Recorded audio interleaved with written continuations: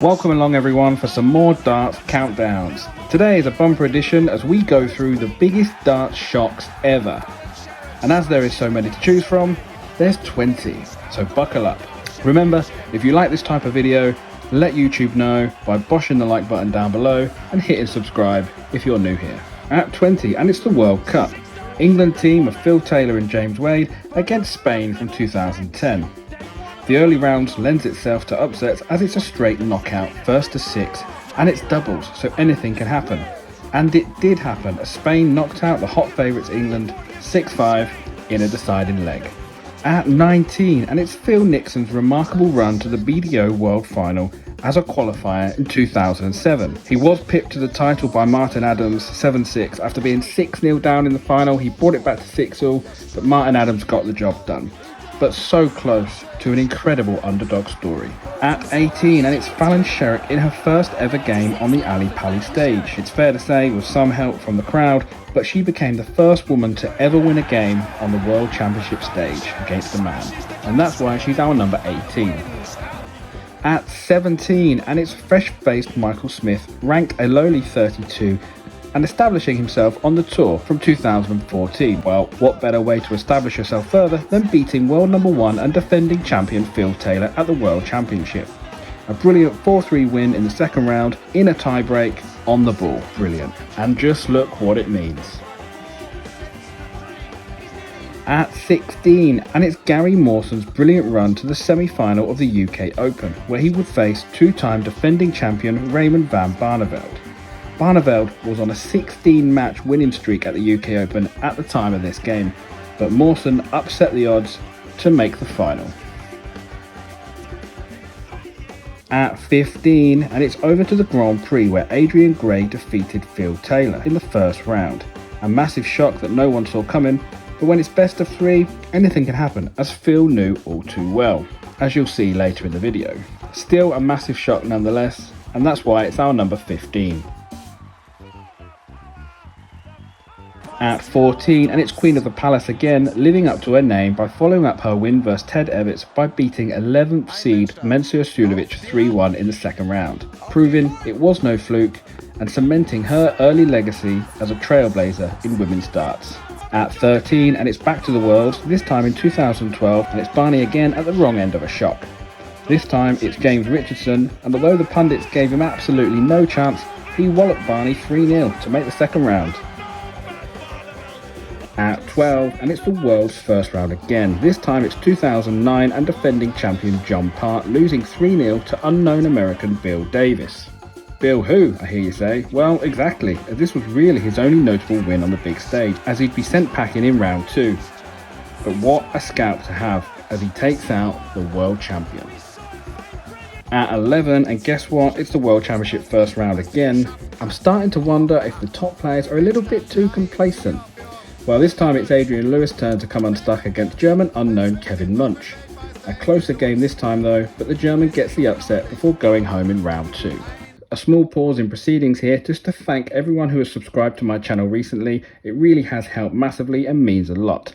If you haven't yet done so, please do so now, as it makes a huge difference to the channel growth, meaning I can make more quality videos like this.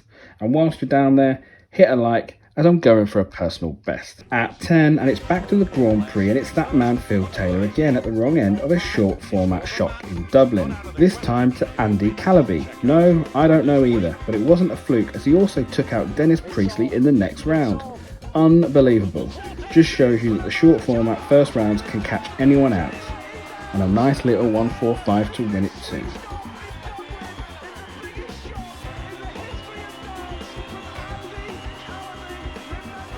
At 9, and it's Fallon again. This time it's the Nordic Darts Masters semi-finals. She's 9-3 down, but rouses herself to launch a dramatic comeback to win 11-10 against one of the best players in the world. Remarkable stuff. At 8, and it's qualifier Jamie Lewis at the 2018 World Championships. Lots of shocks in 2018, by the way. But anyway, he first makes it past Johnny Clayton before smashing Peter Wright in the second round 4-1 with just the 107 average. He then made it all the way to the semi-finals. What a run, what a shock.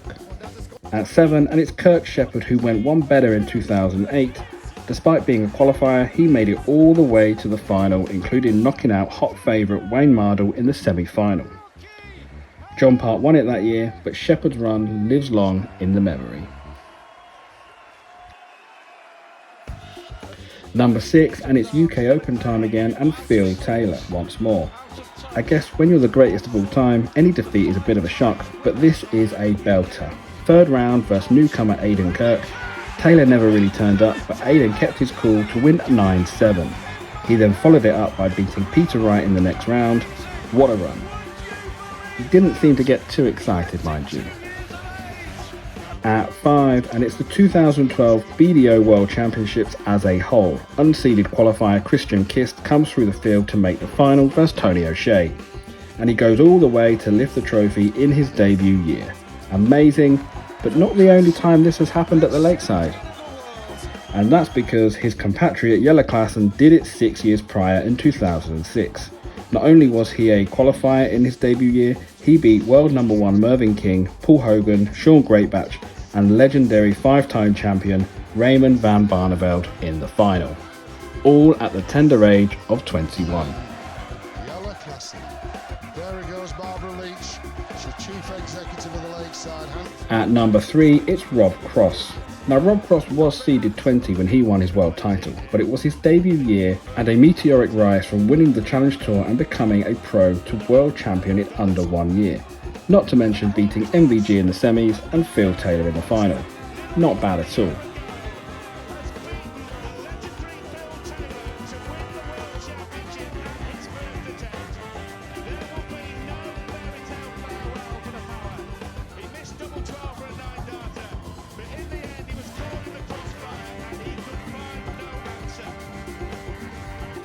Number 2 is back to Lakeside and the deadly boomerang Tony David. Tony David was another unseeded qualifier but knocked out the likes of Bob Taylor and Wolfie Martin Adams to set up a final versus Mervyn King. David would get the job done to be crowned world champion. And number 1 can only be one man, Keith Deller at the 1983 World Championship. Unseeded and unfancied, Keith at just 23 became the youngest ever world champion at the time. And to do so had to beat world number 3 Jockey Wilson, world number 2 John Lowe and then world number 1 Eric Bristow in the final. Talk about an uphill challenge, and he certainly earned it the hard way. Taking it out with the now infamous 138 checkout, and this is the greatest dart shock ever. Please let me know your favourite shocks in the comments. Thanks for watching everyone, and I'll see you on the next one.